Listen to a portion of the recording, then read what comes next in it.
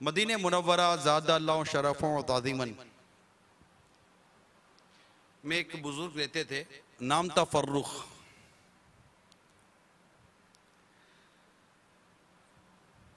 ये राह खुदा में लड़ने के लिए तशरीफ ले गए और कैफियत ये थी कि इनके यहाँ चंद माह के बाद एक बेटे की विलादत होने वाली थी, बच्चे की विलादत होने वाली थी। अपनी जोजा को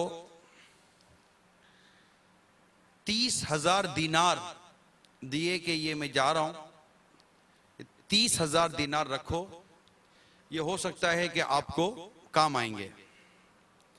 ये कहकर वो चले गए। ये इतने अपने काम में मसरूफ हो गए कि 27 साल इनके उसी रास्ते में गुजर गए। कितने? 27 साल। 27 साल के बाद ख्याल आया कि चलो घर चलते हैं। घोड़े पर सवार हुए, घर आए, हाथ में नेजा था, नेजे से ही दरवाजा खोला, घोड़े समेत घर में दाखिल हो गए। जैसे घर में दाखिल हुए, सामने एक नौजवान खड़ा था। नौजवान ने कहा कि भाईजान, कहाँ घोड़े समेत घर में दाखिल हो गए हो? क्या काम है? कौन हो? किधर से आए हो? उसने कहा कि तुम कौन हो? तुम मेरी बीवी के घर में क्या कर रहे हो? वो घोड़े से नीचे उतरे और नौजवान का गिरेबान पकड़ लिया कि ये मेरा घर है, मेरे घर में तुम क्या कर रहे हो? दोनों में काफी बहस हो गई, हत्ता के करीब करीब के कुछ पड़ोसी भी जमा हो गए, कुछ उलमा जमा हो गए। अब उलमा में इमाम मालिक रज़ी अल्लाह तआला अन्हु भी थे, वो भी घर में तशरीफ ले आए, और भी दीगर उलमा बुजुर्गान दीन जमा हो गए। और आकर देखा कि वो उस नौजवान की फेवर में बोल रहे हैं। नौजवान कहने लगा कि उन्होंने कहा मामला क्या, माजरा क्या, मैं बताओ तो सही। नौजवान ने कहा कि ये बड़े मियाँ पता नहीं घोड़ा समेत घर में आ गए, नेजा हाथ में लेकर कहते मेरा घर है, और बहस करने लग गए। तो जब उन्होंने देखा कि सब नौजवान की हिमायत कर रहे थे, कहा भाई मैं फर्रुख हूं, ये मेरा घर है। अब जैसे फर्रुख का नाम सुना तो अंदर जो पर्दे में इनकी जो वालदा थी नौजवान की, वो आ गई और उन्होंने देखा पर्दे से तो कहा कि जी हां, ये फर्रुख हैं और ये इस नौजवान के वालिद हैं। 27 साल पहले ये राय खुदा में गए थे और अब लौट कर आए। इन्हें क्या पता कि ये नौजवान इनका बेटा है, क्योंकि उन्होंने तो देखा ही नहीं था। वो तो जब छोड़कर चले गए थे तब तो इनके यहाँ बच्चे की विलादत होने वाली थी, और 27 साल के बाद लौटे तो बेटा समझो तकरीबन 26-27 साल के नौजवान बेटे सामने खड़े हुए। अब इतने में आप बताइए कि क्या कैफियत हुई होगी। वालिद ने देखो मेरा बेटा 27 साल का, इनकी खुशी की इंतहा ना रही ना। अब थोड़ी देर पहले दोनों वालिद और बेटे आपस में एक दूसरे से बहस कर रहे थे, अब खुलकर गले मिले, रोना, जो आप समझ सकते हैं कि जो कैफियत हुई होगी। और फिर थोड़ी देर के बाद बेटे भी चले गए बाहर, नमाज का भी वक्त हो रहा था। तो जो खुरम साहब थे, जो इनके जो वालिद साहब थे नौजवान के, ये भी अपने कमरे में आ गए, कुछ जोजा से 2-4 बातें करने लगे। और बातें करते करते इन्होंने कहा कि अच्छा ये बताओ कि जो मैं पैसे देकर गया था उसका क्या हुआ? कुछ कमी बेशी तो नहीं हुई? कहा नमाज का वक्त है, आप मस्जिद जाइए और नमाज पढ़कर आ जाइए। जब वो नमाज के लिए गए मस्जिद में तो क्या देखते हैं कि एक तरफ जबरदस्त हल्का लगा हुआ है ना। अब तो माशाल्लाह हल्का समझते होंगे, एक जबरदस्त हल्का लगा हुआ है और एक नौजवान जो बुजुर्गी जैसी इनकी कैफियत थी, थोड़ा सा चादर डली हुई थी सर से, और वो हदीस का दर्स दे रहे हैं और बड़े बड़े लोग इनका दर्स से हदीस सुन रहे हैं। बड़ा रश का आया कि यार क्या बातें, बड़े खुश हो रहे थे, यार क्या नौजवान है। अब ये जैसे नौजवान के करीब होते गए इनको ये शक गुजरा कि ये नौजवान है कौन? और करीब जाकर देखा तो उफ, इनका तो जैसे सीना खुशी की मारे जैसे नहीं फट जाएगा।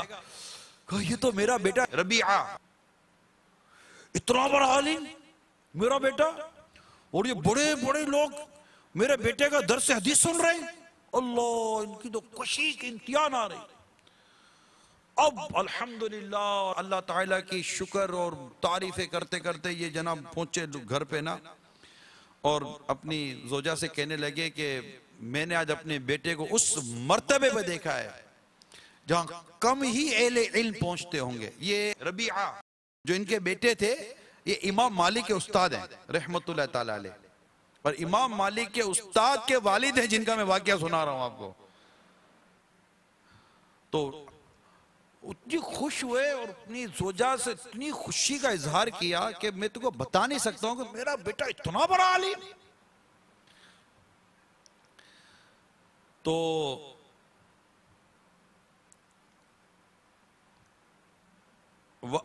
आपकी जोजा बोली, सच बताइए आपको 30,000 दिनार महबूब है या अपने बेटे का ये इल्मी मकाम और मर्तबा ज्यादा महबूब है?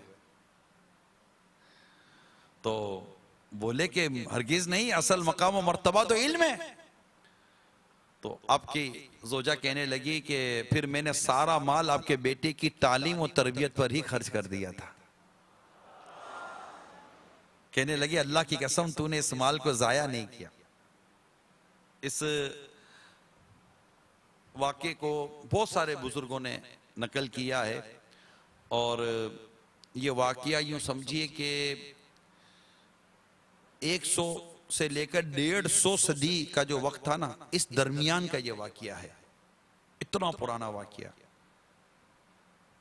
फिर हजरत रबी रज़ी अल्लाह ताला अन्हो के शागिर्द थे हजरत इमाम मालिक रज़ी अल्लाह ताला अन्हो, जो आलिम मदीना मशहूर हैं।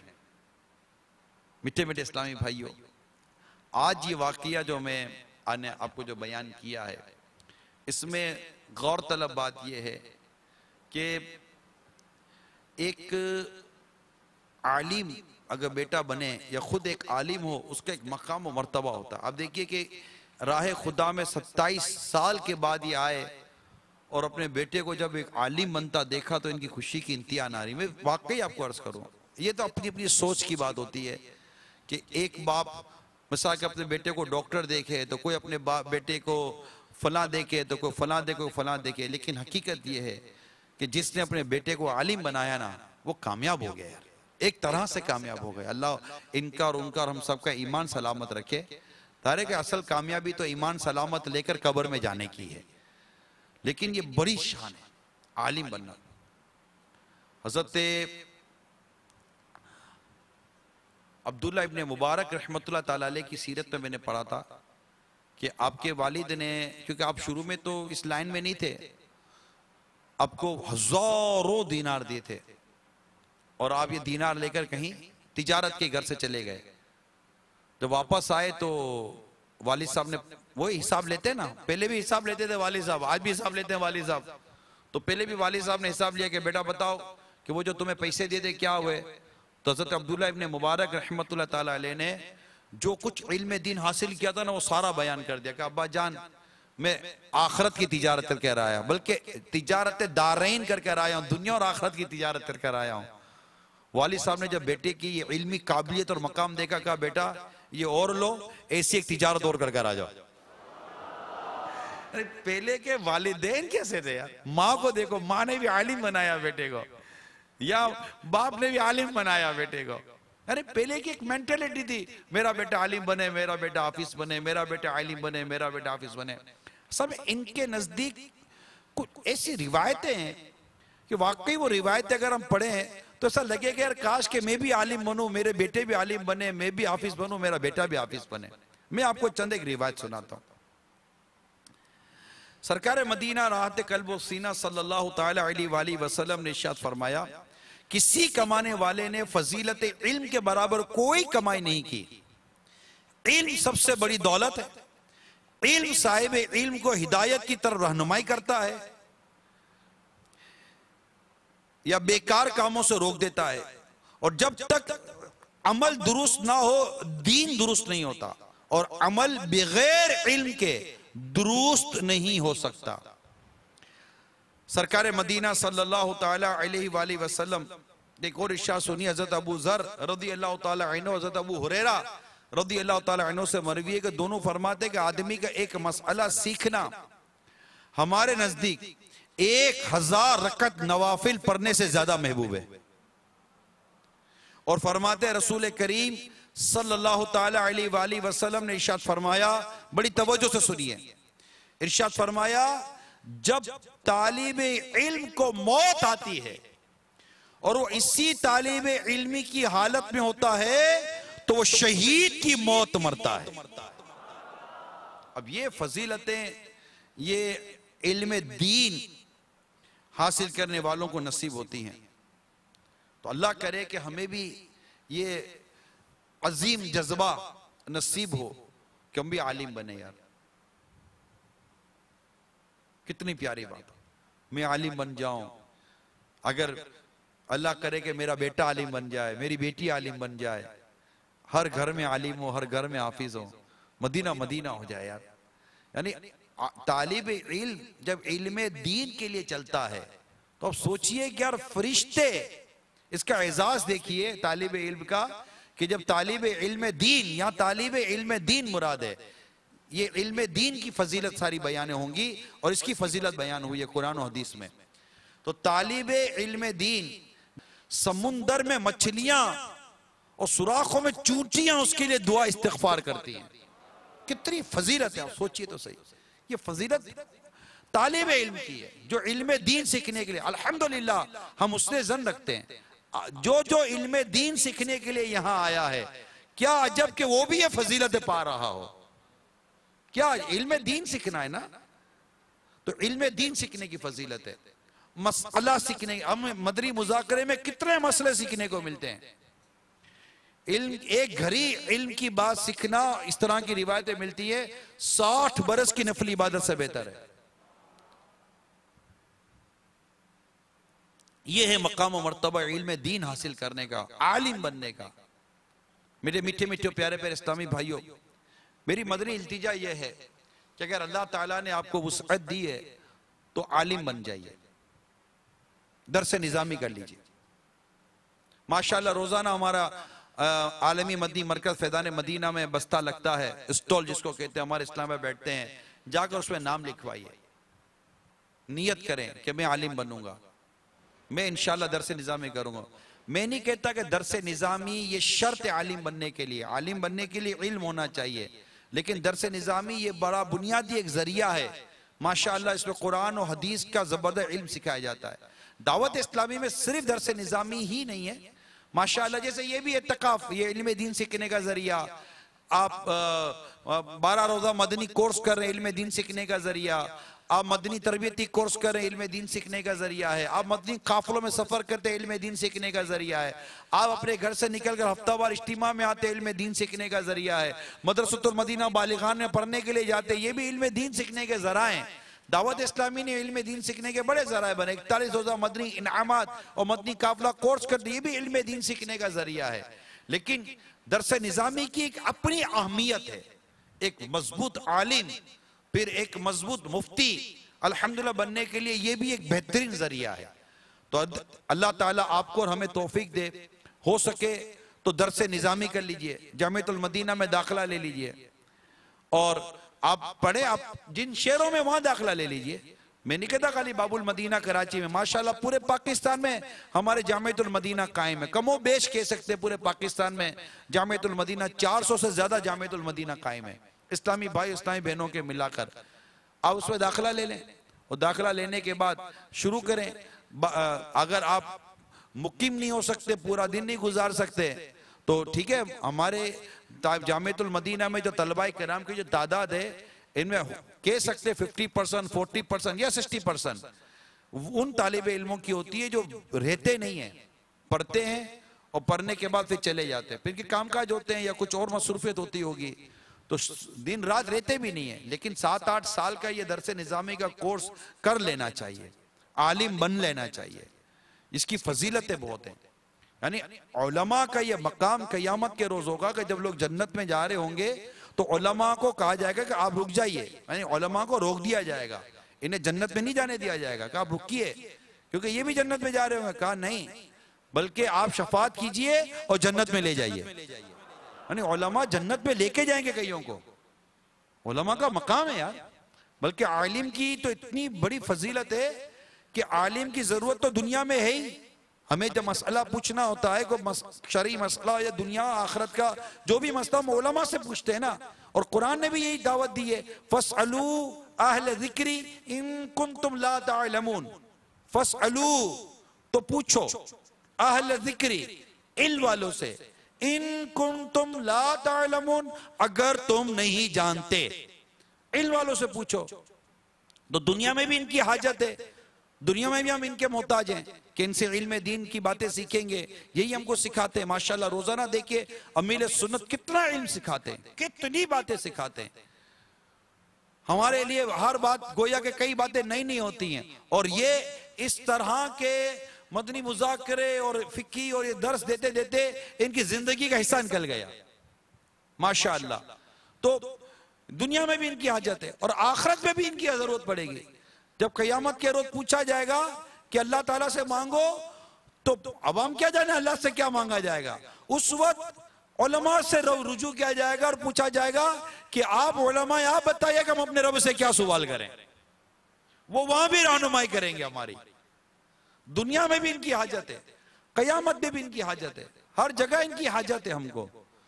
ये तो अजीब माशरा हो गया है कि अहले उलमा और अहले इल्म जो तबका होता है उसके बारे में ये जबान दराजी करते हैं। ना ना ना ना, कभी भी उलमा ये मजहबी तबके के बारे में, मीठे मीठे इस्लाम भाइयों, कभी अपनी जबान को यूं नहीं चलाना चाहिए, बल्कि ऐसे लोगों की सोबत में नहीं बैठना चाहिए जो उलमा के बारे में। यहां मैं उलमा अहले सुन्नत की बात करूंगा, उशाकान रसूल जो होते हैं उनकी बात की जाएगी।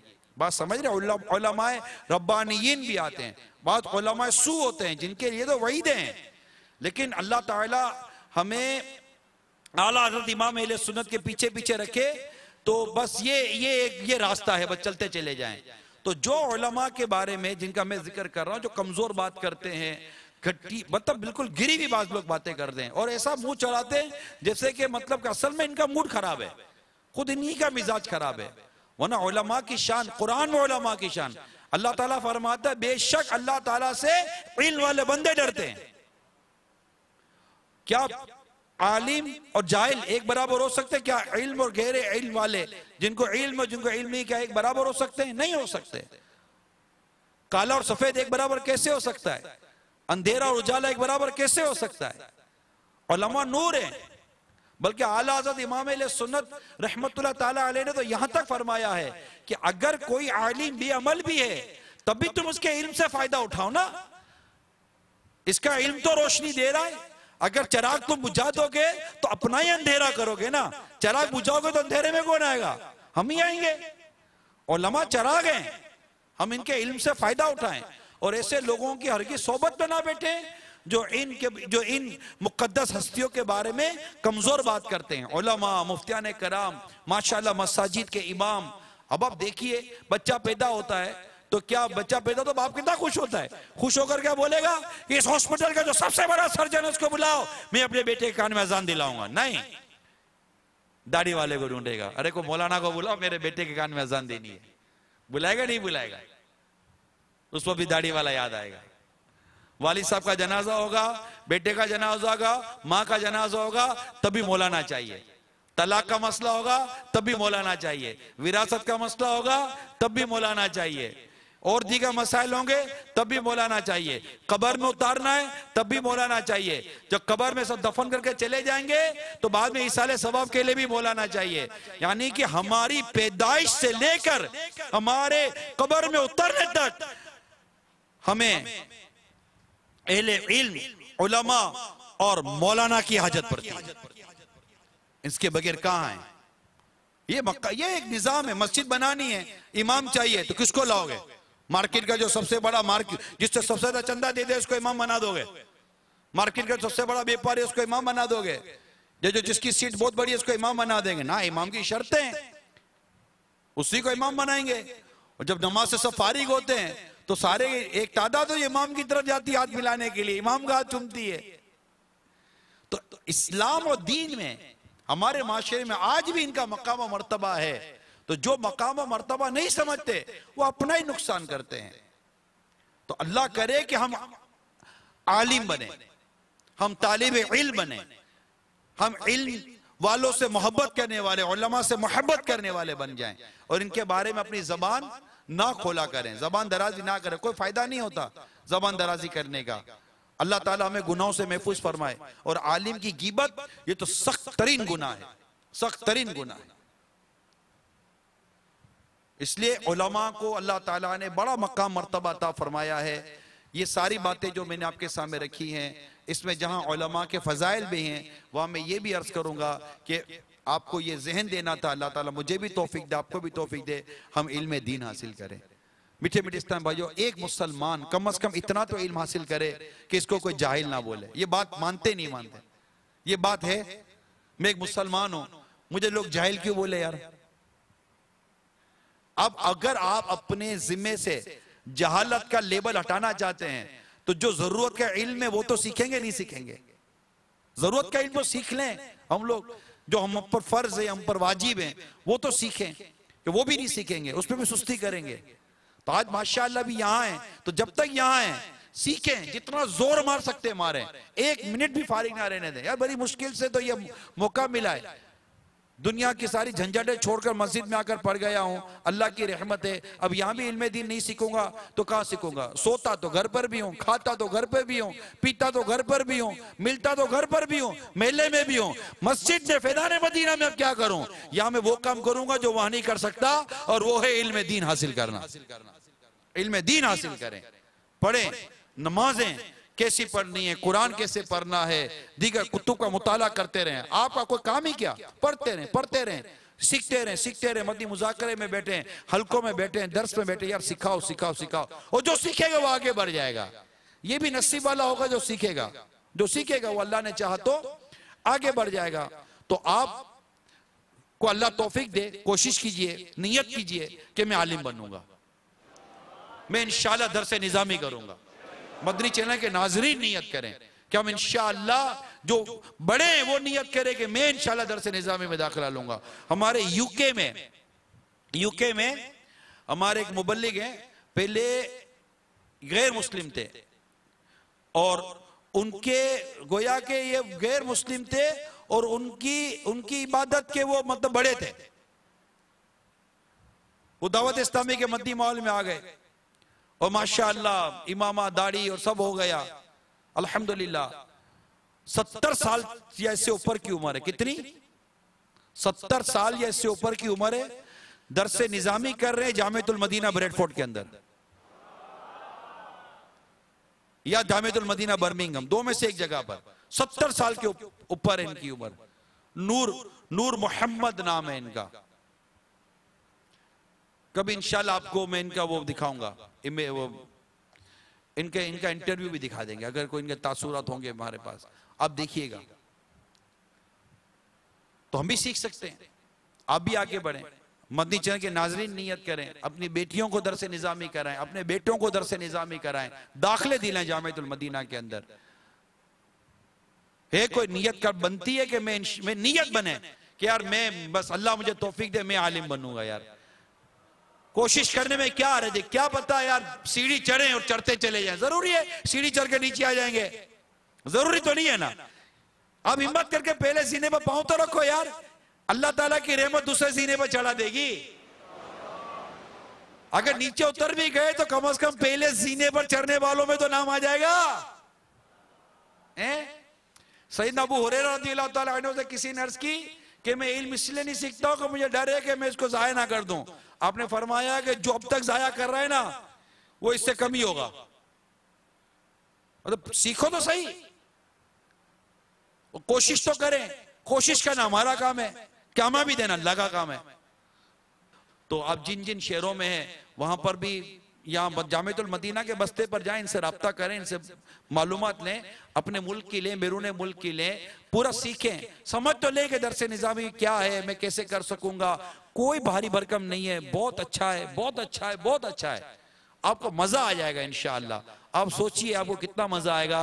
आपके सामने कुरान करीम रखा जाए, कुरान करीम रखा जाए और आप तर्जुमा ना हो और आपको कहा जाए कि इसको पढ़ो, आप पढ़ें और कहें इसका तर्जुमा करो और आप तर्जुमा कर लो। इतनी अरबी अगर आ जाए, इतना कुरान आ जाए, तो यूं हर अरबी करने वाले को तर्जुमा नहीं करना चाहिए। तर्जुमा करने के अलग शराइत है। ये सिर्फ मैंने आपको एक हिर्स दिलाने के लिए कहा है कि कुरान मजीद समझ में आना शुरू हो जाएगा। वरना हमारे यहाँ होता यही है कि जिसको थोड़ी बहुत अरबी आ जाती है यूं हो जाता है कुरान का तर्जुमा करना शुरू कर देते हैं। कुरान का तर्जुमा करने के लिए भी कई उलूम की जरूरत पड़ती है और तफसीर लिखने के लिए मजीद कितने उलूम की जरूरत पड़ती है। हर एक का काम नहीं है तर्जुमा करते रहना और तफसीर लिखते रहना। ये बहुत बड़े अल्लामा का काम है, बहुत बड़े अल्लामा का काम है। अल्लामा कहते ही बहुत बड़े आलिम को है। अब क्या नियत है, राब्ता करें। कौन कौन नियत करता है कि मैं इंशाअल्लाह हमारे बस्ते वालों से या मदनी चैनल के नाजरीन हम इंशाअल्लाह जामिअतुल मदीना के हवाले से राब्ता करेंगे। जो राब्ते की नियत करता है वो हाथ तो उठाए, मैं भी तो देखूं यार। है यूं जज्बा है। सुभान अल्लाह, माशा अल्लाह, क्या बात है मदीने की। अल्लाह ताला बरकत अता फरमाए और हम सबको इल्म दीन की नेमत से माला माल फरमाए।